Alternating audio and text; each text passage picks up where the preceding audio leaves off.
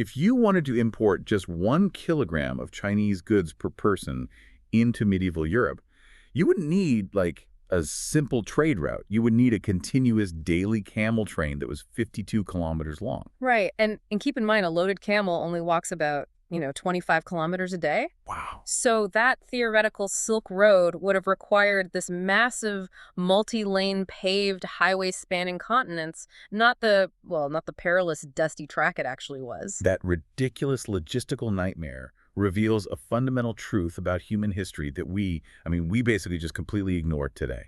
Welcome to today's deep dive. We're looking at excerpts from a fascinating book called The Great Convergence. It really is a great read. Yeah. And it takes a 200,000-year look at the global economy to explain why the world looks the way it does right now. Yeah. And the very first thing this text does is shatter the way most of us talk about globalization. It does. We often treat globalization as this immutable force of nature, right? Like former U.S. President Bill Clinton famously called it the economic equivalent of wind or water. Right, like it's just this inevitable thing that happens to us. Exactly. But when you zoom out to a 200,000-year scale, you see that globalization is not a constant, unstoppable wind. It's a manufactured machine. Yeah. It has been built in distinct phases, and each phase was driven by our species overcoming very specific physical constraints of climate and technology. So if you are someone listening to this who feels overwhelmed by how tangled today's supply chains are, or you feel lost when people debate the global economy, this deep dive is a shortcut to making sense of it all. Absolutely. The source material uses a framework called the Three Cascading Constraints view of globalization. But to understand how we broke those constraints, we have to go back to a time when human survival was the literal opposite of trade. Right. So phase one of this story covers a massive, almost unfathomable span of time. We're talking from roughly 200,000 BCE to about 10,000 BCE. That is a massive chunk of human history. It is. And for those 190,000 years, the concept of production meant one thing, which was finding calories. Right. And those calories were strictly dictated by local climates, migrating herds, and fleeting seasons. And the core constraint here is just the physics of primitive transportation. Like, if you were a hunter-gatherer, carrying a massive surplus of food across vast distances burns more calories than the food itself actually provides. Exactly. It's a negative return on investment. Right. You simply couldn't move the food to the people. You had to move the people to the food. It's like having to physically move your entire house every time you wanted to go to a different grocery store. That is a perfect analogy. The production of calories and the consumption of calories were geographically bundled together. Moving human bodies always made more mathematical sense than moving food. It's wild to think about. Yeah, so early globalization wasn't about trade at all. It was just a burgeoning human population slowly walking out of Africa, migrating to exploit ever more distant food sources. Just humanizing the globe. Exactly. The bundles of production and consumption were just nomadically shifting across the planet. So if the core bottleneck for 190,000 years was that humans had to physically chase their calories, the only way to break that cycle would be finding a way to make the calories stay in one place, right? Yes. Which has to be where the agricultural shift comes in. It is, and it brings us to phase two, which the author calls the first bundling. This era runs from about 10,000 BCE to roughly 1820 CE. Okay. And the catalyst wasn't human genius, actually. It was a shift in the Earth's climate. Oh, really? Yeah. About 12,000 years ago, the planet warmed, and most crucially, the climate stabilized. The seasons became predictable. Ah, I see. And that predictability is what allowed humans to, cultivate wild wheat and barley. Precisely. Instead of following a migrating herd, you could plant a field and know it would yield food in the autumn. We figured out how to bring food production to the people permanently. So the entire global economy became localized. Production and consumption were now bundled in fixed, stationary locations. Right. That climate stabilization is the invisible bedrock that allowed for the rise of massive, permanent cities. It birthed the ancient civilizations in Mesopotamia, the Nile River Valley, and the Yellow River Valley. Now, I know trade technically existed during this localized phase, but the text makes it painfully clear how difficult it was. Oh, it was incredibly hard. There is this detail about prehistoric people physically carrying obsidian, that black volcanic glass used for cutting tools across vast distances. Yes, that part is amazing. They were doing this on their backs because pack animals hadn't even been domesticated yet. Just humans, hiking across mountains with backpacks full of sharp rocks. Yeah, that intense physical friction naturally kept trade volumes microscopic. And that's why that 52-kilometer camel train thought experiment we opened with is so revealing. Right, the logistics just don't work. They break down entirely. To meet even a fractional demand for the 45 million people living in Europe and the Middle East around the year 1000 CE, it's just physically impossible. And it wasn't just land routes that were impossible. The text points to the Christian Bible, specifically the Apostle Paul's shipwreck in the year 67. Ah, He was traveling on a massive Roman wheat fleet, which, those are the absolute marvels of ancient logistics. the height of technology at the time. Exactly. And the ship hit a storm, and while Paul survived, the entire cargo was lost to the sea. It just highlights the raw, physical peril of moving heavy goods over water before modern navigation and steam power. Right, and because of that peril, up until the 1800s, long-distance trade was strictly limited to elite luxury goods with high value-to-weight ratios. Right, things that were light but expensive. Exactly. Silk is the classic example. I mean, it was sometimes 100 times more expensive in Rome than in China. Spices, precious metals, and absolutely essential raw materials moved, but the average person's consumption was entirely local. Which completely reshapes the map of the world for that era. Because for thousands of years, Asia absolutely dominated this localized global economy. The source notes that even in 500 BCE, there were twice as many large cities in India and China as there were in Europe. Right, Asia had the agricultural density to support massive populations. Europe, by comparison, was this sort of stagnating rural equilibrium. Yeah. But the text highlights a dark reboot for Europe in the mid-1300s, which was the Black Death. Right. It wiped out up to half of all Europeans. But economic historians argue this horrific population loss actually shifted Europe's trajectory. Because it created a massive labor shortage. Right, exactly, which raised wages and forced a shift toward a more dynamic, capital-intensive economy, while the plague had a devastating, long-lasting effect on the highly urbanized Islamic world. But even with Europe's shift, the fundamental ceiling remained intact.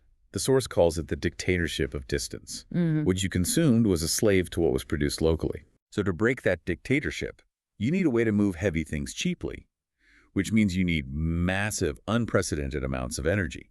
And that kicks off Phase 3, the first unbundling from 1820 to roughly 1990. Right, and the catalyst was the steam revolution.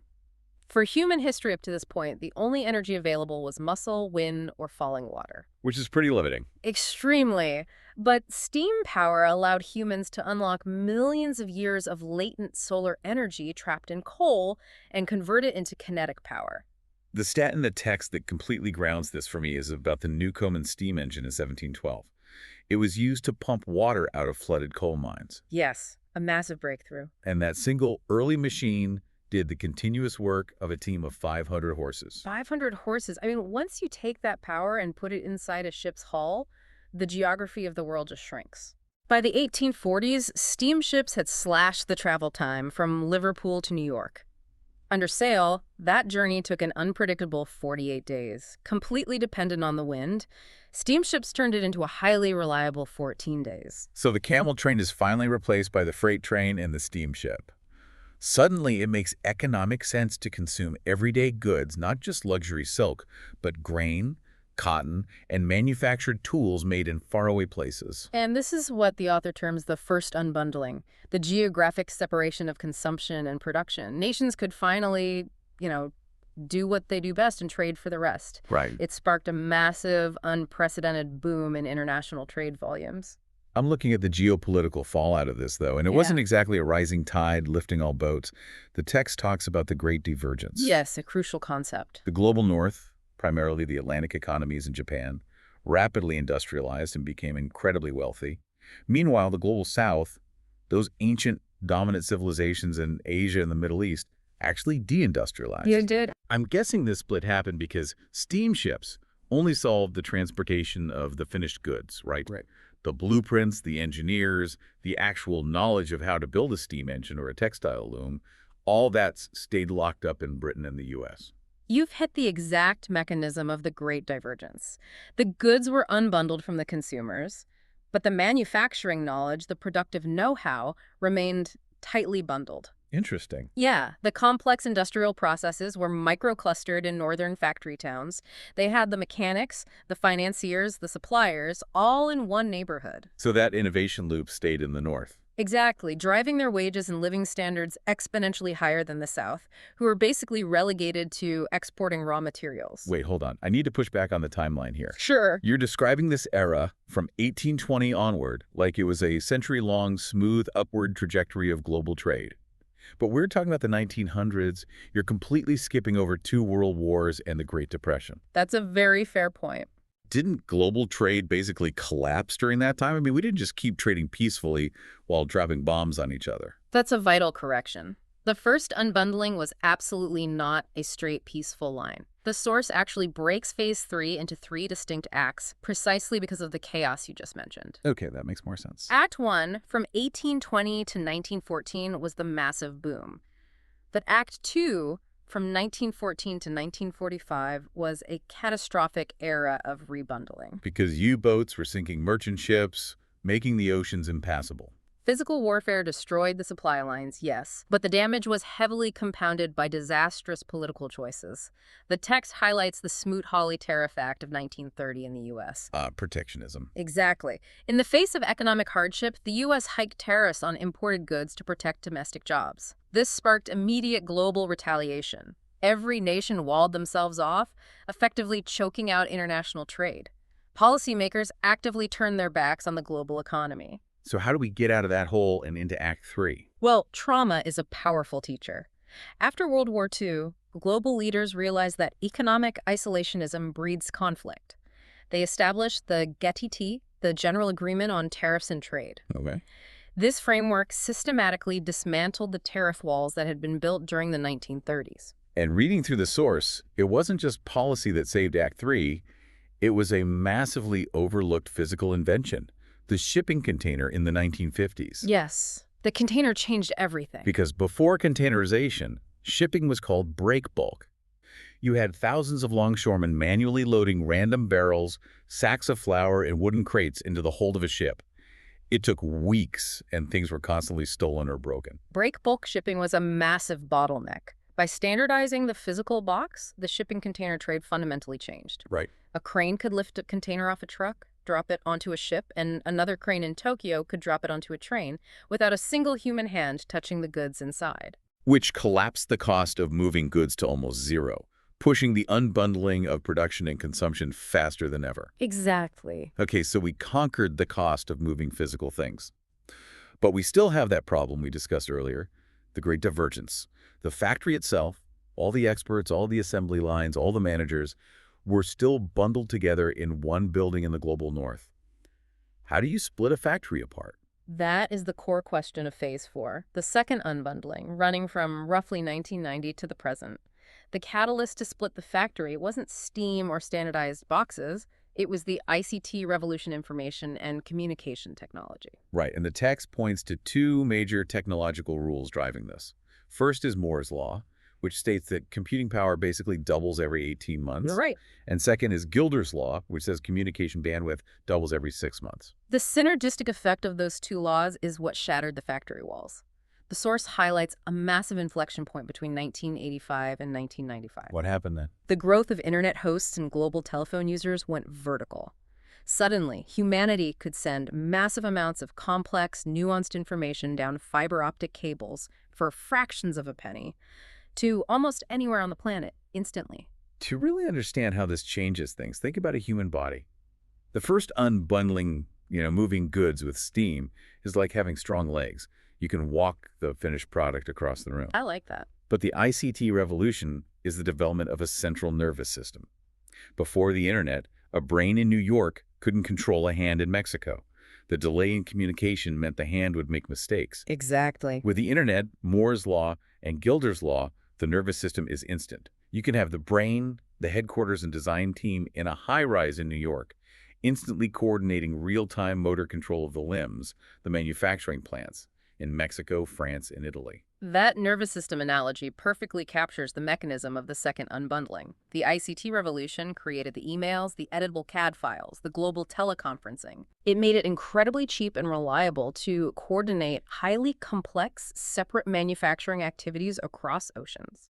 You didn't need the engineer and the assembly line worker in the same room anymore.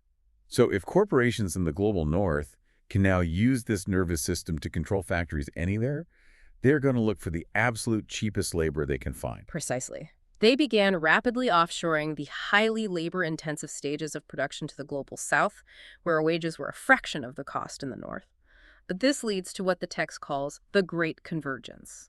Because to make the nervous system work, the brain has to teach the hand what to do, right? Exactly. When the global north offshored those manufacturing jobs, they didn't just send raw materials. They had to send the productive know-how that had been hoarded for a century. They sent their managerial expertise, their quality control metrics, their advanced engineering specifications. They opened the sluice gates of knowledge. And this completely inverted the global economic order.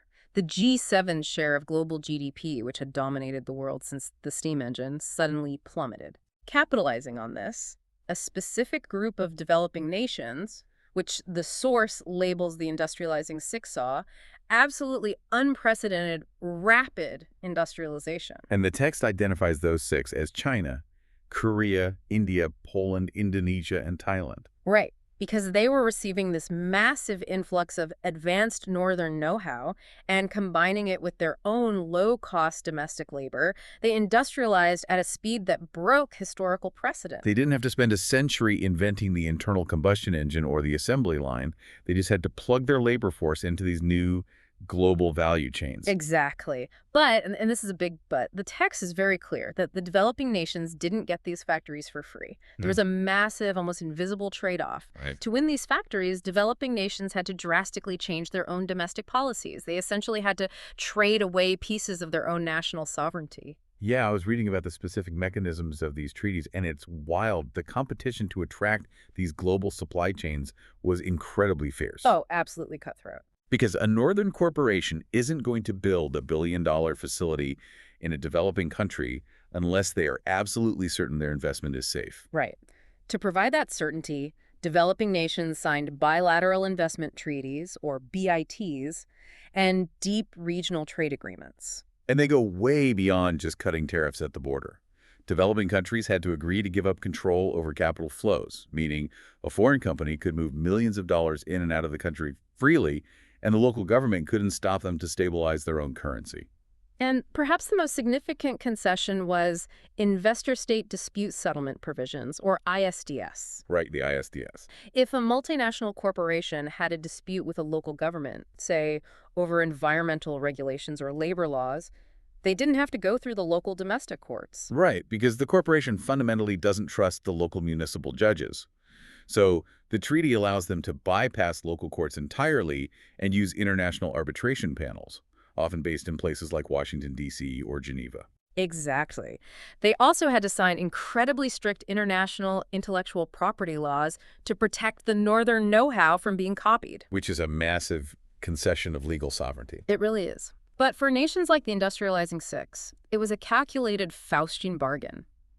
In exchange for tying their own hands legally and adopting business-friendly assurances, they secured participation in global value chains. And that participation brought in massive waves of poverty-reducing jobs and rapid economic growth. It effectively reversed the Great Convergence, pulling hundreds of millions of people out of extreme poverty. So let's pull all of these historical threads together for you listening right now. Think about the device you were using to listen to this deep dive. A smartphone or a laptop.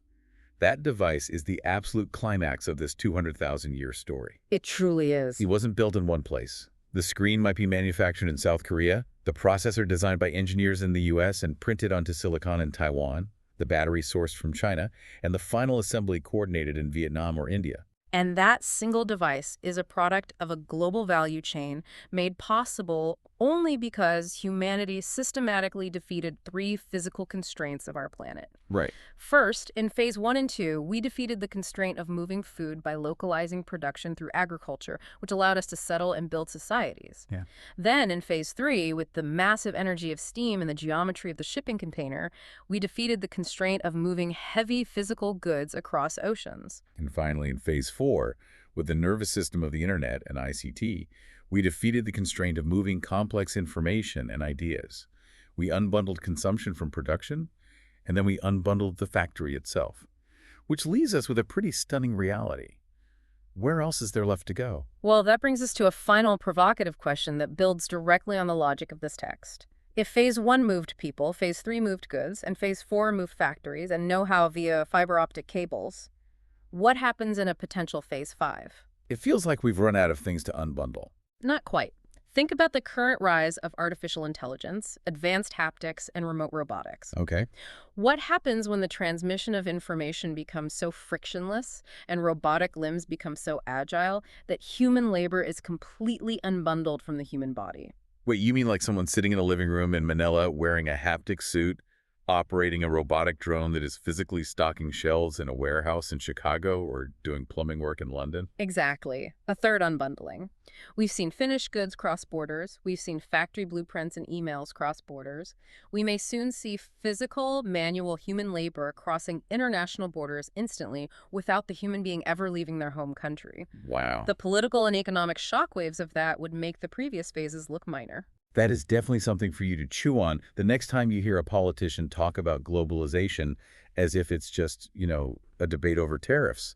It turns out globalization isn't a force of nature like wind or water at all. It's an intricate machine.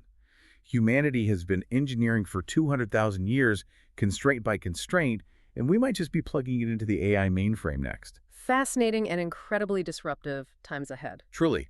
Thank you for joining us on this deep dive.